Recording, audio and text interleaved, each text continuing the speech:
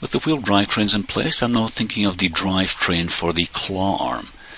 To start that, I've placed 4 bearing flats, and you can see the location of those.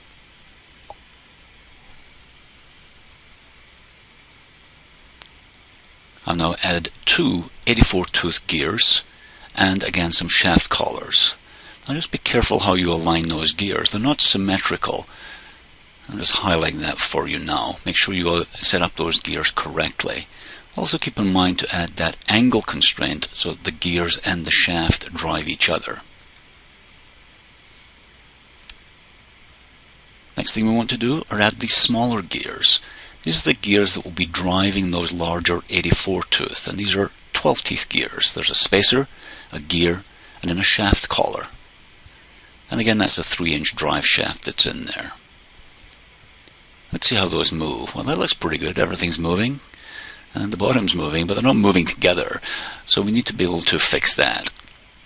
I've already aligned the gear teeth just as we did with the wheels. And I have a constraint here that's suppressed. So I'm going to unsuppress mate 7 in my case. Take the check mark off. That puts the gears correctly, or the gear teeth correctly aligned. Now I'm going to go up into my constraint and make sure that I choose the rotation motion.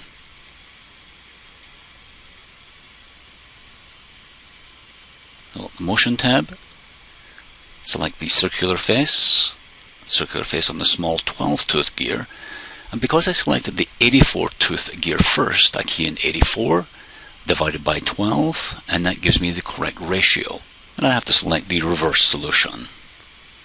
Of course, the gear can't move because that constraint is no longer suppressed. So I'm going to go into mate 7 and suppress that again.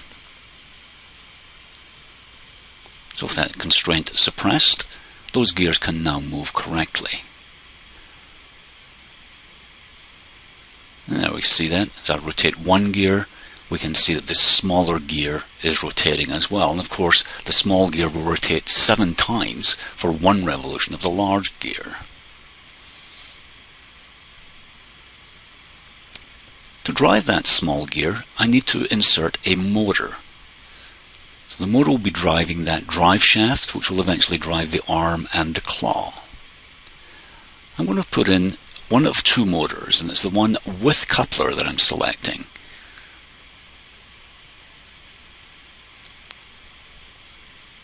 To constrain the motor, I'm going to start with the motor and the drive shaft. Let's rotate that around so we can see that. There are 3 areas. One is the coupler, and the other 2 are threaded holes. So we'll start with the constraint and the center line. And we can go to the bearing flat and find the center line on that as well. And that will align the motor to the center line of the shaft. So apply that. And probably cancel it so I can drag that motor away. Be easier for me to apply the other constraints. Rotate it around. I can now add the 2 more constraints that are required to fix that motor in the correct location. Center line on the motor, center line on the bearing flat. Now I'll apply that. Then we want to use the mate constraint from one face to a face on the motor, making sure I select the correct face.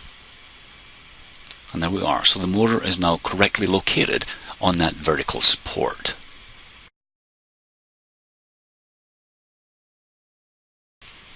With the drivetrain and the motor now in place, I've gone ahead and added the bearing pop rivets. There's a shaft collar and 2 pop rivets on the top, and then 2 more and a shaft collar in the bottom.